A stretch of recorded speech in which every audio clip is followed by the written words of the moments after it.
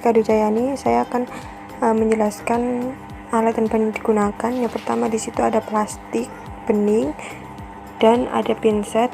Kemudian juga terdapat bunga dari cabai. Bunga dari cabai ini digunakan sebagai bahan untuk proses penyilangan. Kemudian untuk tahapannya akan dijelaskan oleh rekan saya. Untuk selanjutnya kita memasuki proses kastrasi pada persilangan tanaman cabai. Dalam proses kastrasi ini kita memilih bunga yang masih belum mekar, karena bunga yang sudah mekar adalah bunga yang sudah diserbuki. Kastrasi adalah kegiatan membersihkan bagian tanaman yang ada di sekitar bunga yang akan diemaskulasi dari kotoran, serangga, dan kuncup-kuncup bunga yang tak terpakai. Dalam hal ini, kita membuang bagian mahkota dan kelopak bunga itu juga termasuk kegiatan kastrasi. Dalam proses kastrasi ini, kelompok kami menggunakan pinset.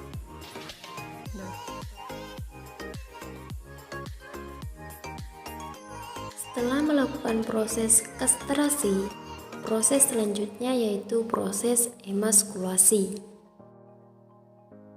Emaskulasi sendiri adalah proses pembuangan alat kelamin jantan pada tanaman cabai yang terdapat pada ketua betina. Untuk jenis kelamin jantan pada tanaman cabai ini yang berwarna ungu, yang berisi polen atau serbuk sari. Tujuan dari pembuangan serbuk sari ini adalah untuk digantikan dengan serbuk sari dari tanaman tertua jantan yang memiliki sifat unggul.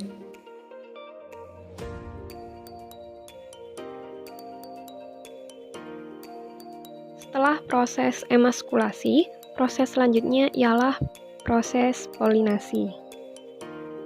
Proses polinasi atau biasa disebut penyerbukan merupakan proses jatuhnya serbuk sari pada permukaan putik yang terjadi pada bunga dari tumbuhan. Penyerbukan merupakan bagian penting dari proses reproduksi tumbuhan berbiji. Hal ini dikarenakan pada tumbuhan generatif memiliki alat perkembangbiakan berupa putik dan benang sari. Penyerbukan juga bisa dilakukan lewat serbuk sari dari bunga tumbuhan lain yang sejenis. Ada yang melalui komponen abiotik seperti angin atau air. Ada juga yang menggunakan perantara lewat makhluk hidup lainnya seperti hewan ataupun bantuan dari manusia. Selanjutnya kita akan membuat media sebagai pengisolasi. Ada dua bahan yang bisa digunakan, yaitu plastik bening dan juga sedotan. Namun akan lebih mudah jika kita menggunakan sedotan. Kita potong sedotan sesuai kebutuhan. Lalu kita tentukan satu sisi yang akan dijadikan sebagai sisi bagian atas dari pengisolasian. Kita rekatkan bagian atas ini dengan menggunakan selotip seperti ini.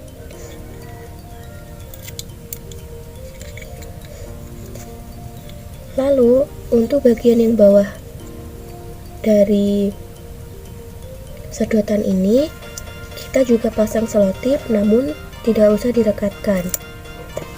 Kita pasang selotip melingkar seperti ini.